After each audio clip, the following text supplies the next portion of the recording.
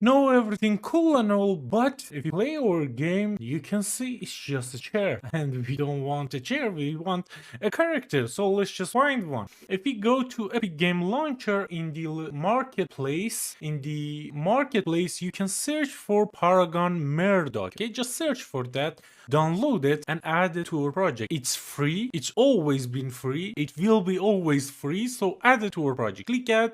And when you add it, it will add this folder to our content, this Paragon Murdoch. And in here, you can see there is some effects, there is some characters. And again, if you go to here to the Epic Game Launcher, you can see it has like 200 animation, 43 effects. It has some sound, some skins, some texture that we can use in all of our projects, right? So now that we have all of them in our character class, we can just delete this static mesh because we don't want to use a chair as our character, right? Delete it, and now you can see the camera is not deleted because we need the camera, right? And there is a mesh already there that I don't think that we can delete it. Yeah, we can't delete this mesh because it's part of our character class, so we shouldn't delete it, right? We should use it.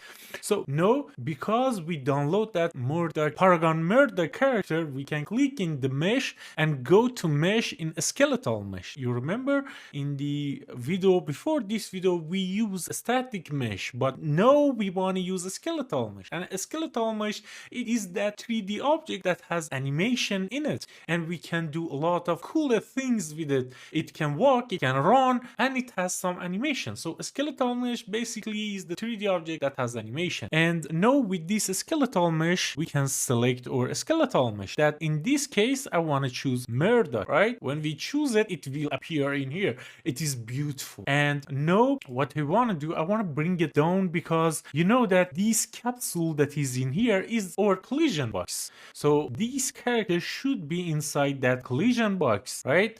And know that it is inside that collision box. You can see it looking at here, but this forward vector, this arrow is looking at here. So let's just select it, hit E on our keyboard and rotate it 90 degrees like this. Okay, now the camera is behind that. Let's just bring it a little bit to the back a little bit like this. I think that's cool. It's in back of our character, everything cool.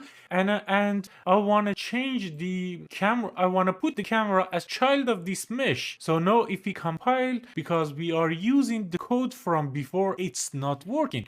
It says that this blueprint is not a scene component, therefore target must have a connection.